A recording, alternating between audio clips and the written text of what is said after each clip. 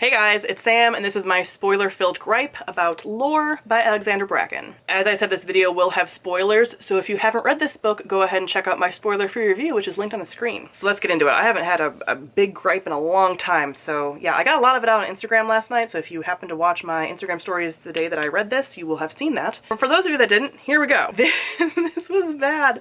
I have nothing positive to say about this book. So again, if you love this book, that's fine. You don't need to be here. That's okay. I'm not saying anything about you by critiquing this book. I don't like it. It's really bad.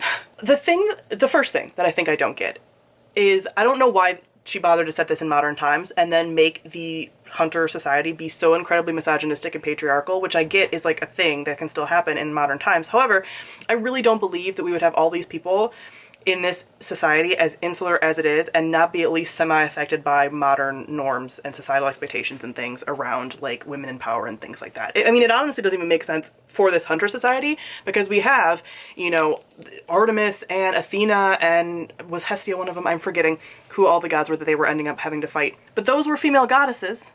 And then the Hunter Society was like, no, only men can take God's power. What? It makes no sense at all. So that was just very odd. And just the fact that like all of the characters were so flat and one note, it was like everyone that was involved with the gods was bad and misogynists and mostly rapists, right? Like we had all of these leaders of the different houses being rapists / pedophiles. Why?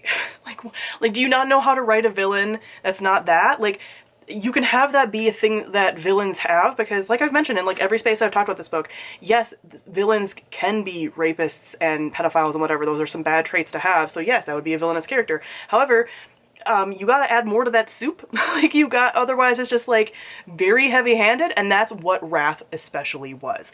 The fact that every time we talked to Laura, he called her a bitch, mentions all of this like, I'm gonna make you my like child bride, like how did you rise to power, dude? Like, and I get, yes, the society, maybe that's why, maybe because she had to make the society be like believable that a guy like that would be in power, but like how, you're not a person that really, you know, aspires people to follow them, I don't think, I guess unless they want to be like, it's out of fear. I don't know. Like, it really doesn't make a lot of sense to me. So why not just set it in ancient times or older times rather than modern, if you're gonna go that route? The other things with characters is that characters change their motivations so incredibly fast, and I didn't understand any of the connections between any of them. The only characters that I felt like genuinely liked each other were, I guess, like a little bit of Laura and Miles, sure.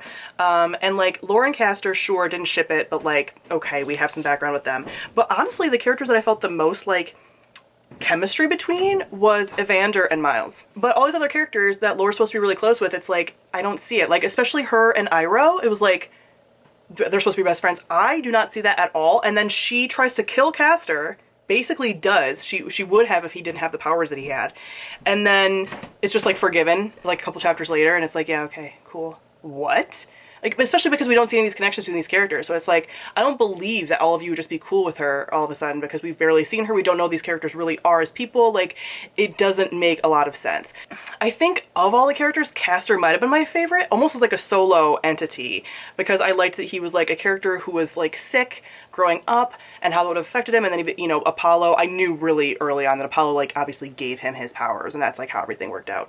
But again, with this whole like sacrifice thing, we also have at the end, we discover that Athena brutally killed Laura's entire family, which again, you can change God's behaviors and stuff, but like Athena, I don't think Athena would do that. I mean, again, she changed the characters for this, it's like a retelling, whatever, but like, that's not the Athena vibe. But then we also have her like, oh, she's gonna ascend and she's gonna be a good guy at the end and like give up her life for Laura.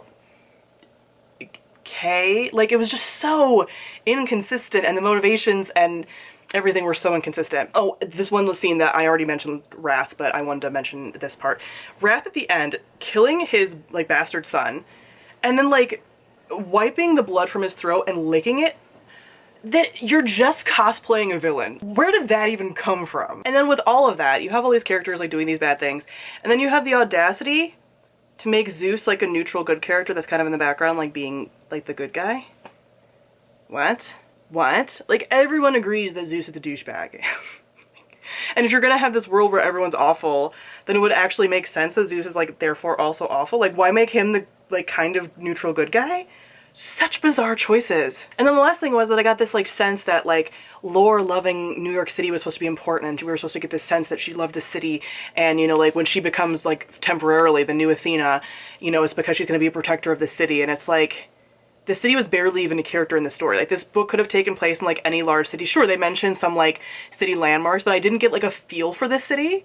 I'm just being told that it's taking place in New York City, but that New York City itself doesn't feel like a character. So this whole emphasis that like, oh, she loves the city, it's like, does she? I don't know. This was so bizarre. Like, again, the character motivations all over the place, scattered. I don't even have much to say beyond that, and just like the poor choices for the world building, and not seeing like any of the other adults around, not even really getting a feel for her family. Like, you're supposed to care about her family and them dying, and I'm just kind of like, besides it being gross that they were brutally massacred in that way by Athena of all characters, I'm like, I don't even know them enough to care. So this is just bad. And then it just ends being like, you both have powers and now you don't, and you can live happily ever after.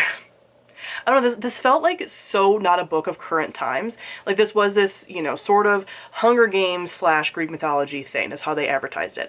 It really felt like 2012 YA. Like, I'm like, this is what we would have gotten in 2012 with these like really flat characters and like really flat villains and just kind of like this cool like fight. I don't know. Yeah, I don't even have much to say because I think like I'm all ranted out about this because I've just been sitting here like stewing about this for a few days of like, wow, what a waste. And it will honestly be a book that I will probably forget. Like, you know, the thing that's worse than like hate is indifference. Like, I will get over this very quickly and like forget it even happened. That's how one note and shallow this was, in my opinion. So yeah, comment below. Let me know your thoughts about this book. Thank you all for watching, and I'll see all of you guys soon. Bye.